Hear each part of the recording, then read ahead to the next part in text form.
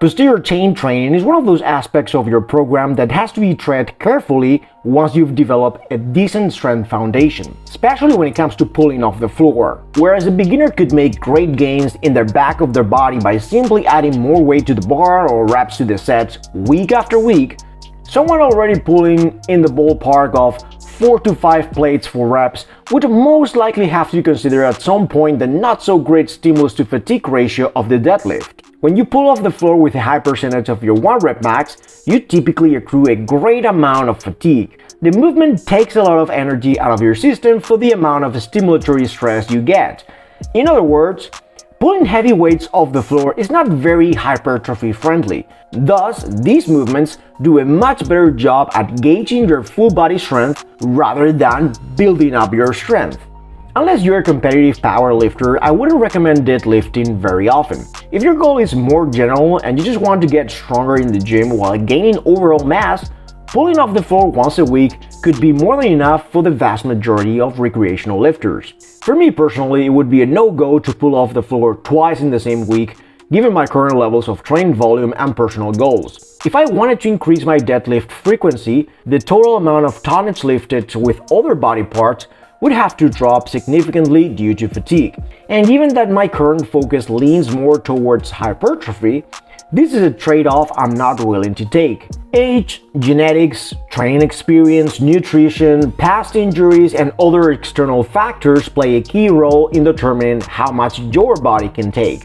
Other people might be able to tolerate and recover faster from the same fatigue levels and training volume. So, what I'm about to discuss in today's episode has more to do with what works best for me. But my personal take and experience could perhaps give you some ideas if you find yourself in a similar situation. The conventional deadlift takes a massive toll on my recovery and prevents me from performing at the same level in other movements as my training program ramps up. So what I typically do to lessen the fatigue from this exercise is to shorten the range of motion.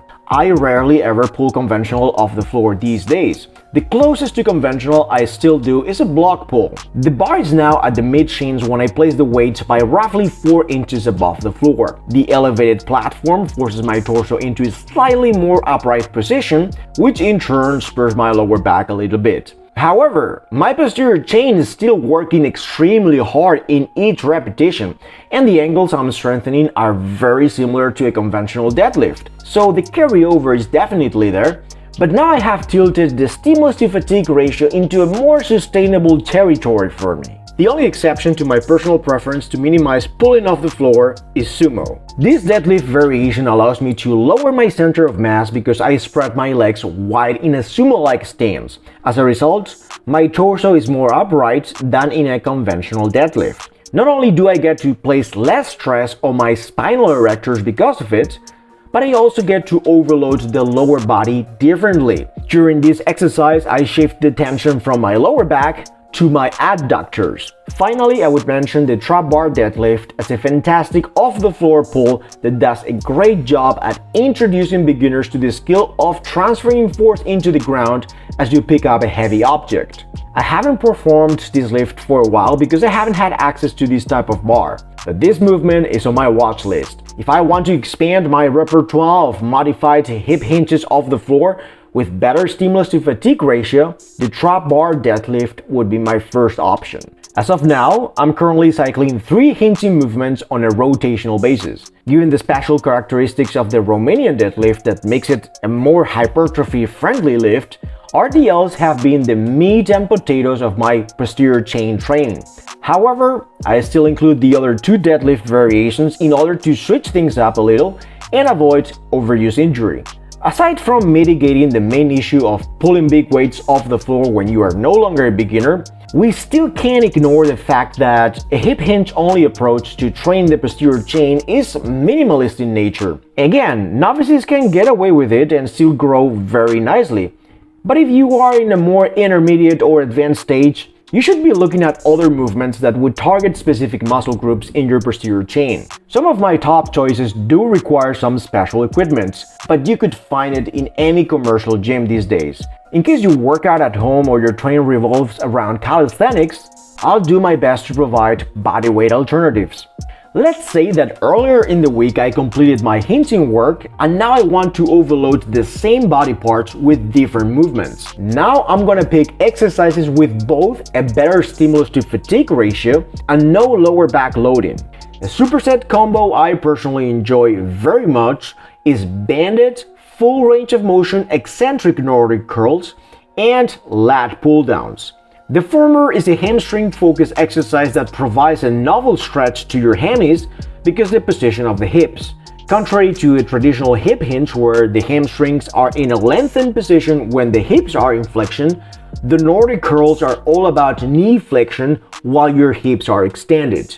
This is going to target the head of the hamstrings that cannot be properly trained during hip hinges of any kind. Additionally, Nordic curls are proven to be a movement that can significantly reduce hamstring injuries during sprinting. If you're involved in any kind of sport or you do sprints on a regular basis, this bodyweight exercise could be right up your alley.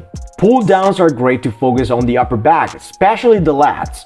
The loaded stretch on your upper back during a deadlift is mostly isometric, static. There's no much muscle lengthening and shortening going on, which is something you can do with this vertical pull. Although there are slight differences depending on the type of grip you use, lat pull downs are a great option to reinforce a great mind-muscle connection with your upper back and lats. Conversely, you could provide a similar stimulus with the king of upper body movements, the pull-up. So as you can see, these two movements bring something different to the table. Yes, a deadlift is a great lift, but it isn't all-encompassing. There are some elements missing in it, and it's not very well suited for volume accumulation. That's why it could be a great idea to add a couple of movements to your training to fill in those gaps while sparing your lower back. Another option I personally like is to superset one-arm machine rows with line hamstring curls. In a very similar fashion, we are using two smaller movements to target the primary muscle movers in the deadlift, that is the posterior chain. Rows allow you to strengthen your pulling capacity in a horizontal line. 3 additional rowing variations that are strict for upper back growth and also lower back friendly are seal rows, seated cable rows, and inverter rows. I think you get the point. Row to grow, baby. All these movements have a much lower recovery cost, so they are great to accumulate quality volume for muscle groups in your posterior chain. Mine aren't, but should your spinal erectors become a priority because they are a glaring weak point of yours? 45-degree hip extensions or reverse hypers are great options to thicken up that area. In sum, make sure that you don't rely only on deadlifts to train your posterior chain.